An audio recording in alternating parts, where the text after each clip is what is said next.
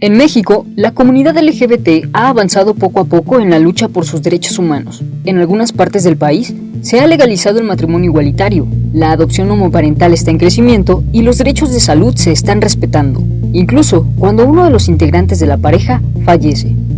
Hoy están respaldados ante la ley.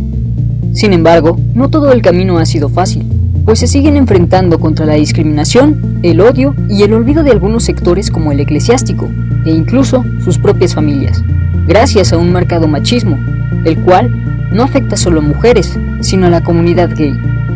En los últimos 4 años, el olvido de las autoridades hacia la comunidad se ha visto reflejado en los crímenes de odio, pues estos han aumentado hasta un 30%.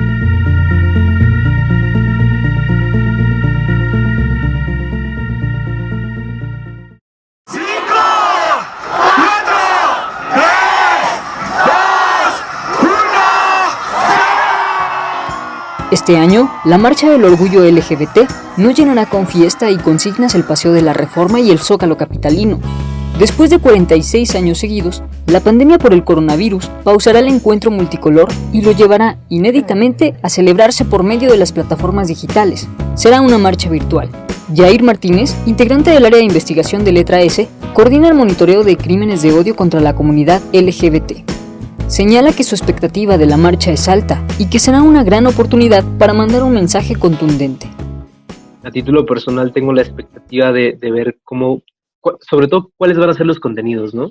Cada año la marcha se ha convertido ya más como en un gran aparador, creo yo. O sea, vemos muchas marcas, vemos mucha fiesta, vemos artistas presentándose en el Zócalo, pero se le ha dado poca visibilidad o espacio a los posicionamientos políticos, ¿no? A las denuncias reales de grupos en particular. Nos gustaría también que hubiera un mensaje muy contundente en contra de los discursos de odio que han estado muy vigentes en México.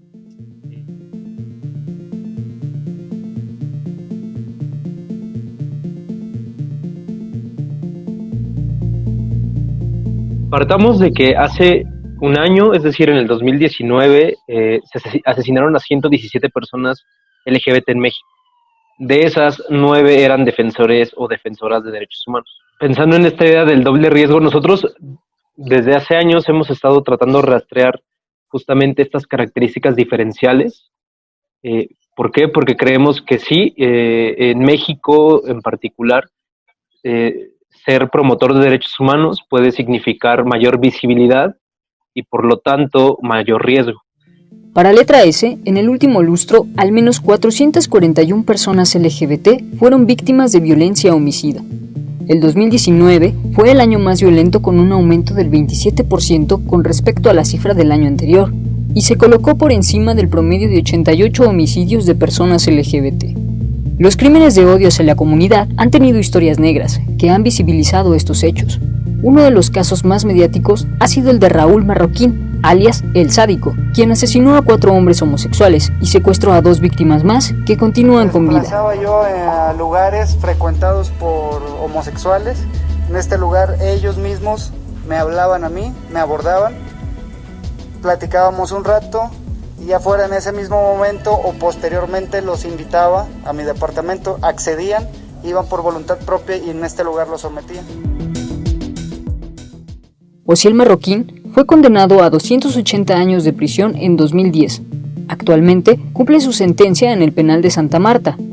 Este ha sido un caso visible por todo el aparato mediático que lo rodeó y que aplicaba Genaro García Luna. Pero, ¿qué ha pasado?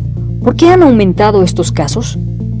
Parte importante de las causas del aumento de los crímenes de odio se debe, uno, a la desatención del Estado. Cuando el Estado no atiende crímenes de odio, el mensaje que se da cuando no sigues o no investigas un crimen de odio es un mensaje que llega a una colectividad en la que se legitima, por ejemplo, la violencia, ¿no? Si yo asesino a una persona LGBT, pero sé que posiblemente no voy a recibir castigo por ello, este mensaje llega a mucha más población donde la violencia se hace legítima, se hace mucho más factible. El prejuicio dentro del trabajo de investigación, o sea, al final del día, el prejuicio sigue también muy vigente dentro de las mismas instituciones. O sea, muchas investigaciones que incluso se llegaron a abrir por los crímenes de odio son investigaciones prejuiciadas, que no llegan a la resolución del caso porque la forma en que se investigan vulnera o vuelve a vulnerar a las víctimas, ¿no? O sea, no se trata de erradicar de las instituciones el prejuicio, pero también se ha trabajado con la implementación del protocolo que se creó todavía cuando existía la Fiscalía General de la República. Se creó un protocolo de atención para víctimas y victimarios de la población LGBT, pero el problema es justo la aplicación del protocolo. Hemos contabilizado 441 casos entre 2015 y 2019. De esos 440 casos, imagina que se investigaron 40, pero por investigaciones prejuiciadas tan solo 4, 8 o incluso 10 de esos casos lograron resolverse. Dentro de la población LGBT, las mujeres trans son uno de los sectores más vulnerables a la violencia. Desde su juventud sufren rechazos, discriminación e incluso imposiciones a un género a las que ellas se encuentran ajenas, ya que la búsqueda de su identidad psicológicamente las convierte en potenciales blancos de violencia y odio. Las principales víctimas son las trabajadoras sexuales, ya que corren doble riesgo por la actividad que desempeñan y su identidad de género. Letra S ha documentado que la violencia contra las mujeres trans es algo que está en crecimiento. De 117 víctimas de violencia LGBT-fóbica, 64 son mujeres trans. Y en cuanto a homicidios, estos han comenzado a catalogarse como transfeminicidios, abriendo un acceso pronto a la justicia. Como tal, me parece que no existe la figura del transfeminicidio. Sin embargo, ya muchos medios y organizaciones han cooptado este término para aludir a las víctimas trans, ¿no? Y así empezamos, o sea, el discurso penal al final del día tiene que trasladar la realidad, ¿no? Entonces me parece que si se sigue por ese camino, se puede lograr que en algún momento exista la figura legal del transfeminicidio, pero actualmente no me parece que exista. Según el reporte, los asesinatos de personas LGBTTI en México, los saldos del sexenio 2013-2018, solo se abrieron 19 carpetas de investigación por crimen de odio y para organizaciones civiles, esto es algo preocupante, pues muchos de ellos pueden perderse entre otras líneas de investigación, como lo es el crimen pasional, el homicidio simple e incluso el crimen organizado. El reporte antes mencionado es elaborado por Letra S.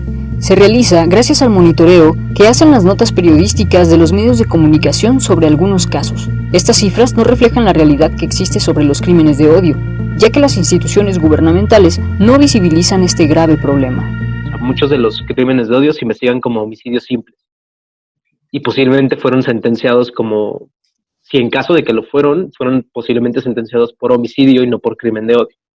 Entonces valdría la pena mucho revisar los expedientes, que también es algo que tenemos en mente, llegar en algún momento a poder acceder a la información que nos procuren las fiscalías para justamente dar explicaciones que aún nos faltan, ¿no? O sea, desde las motivaciones, desde una gran cantidad de información que aún falta por entender sobre los crímenes de odio.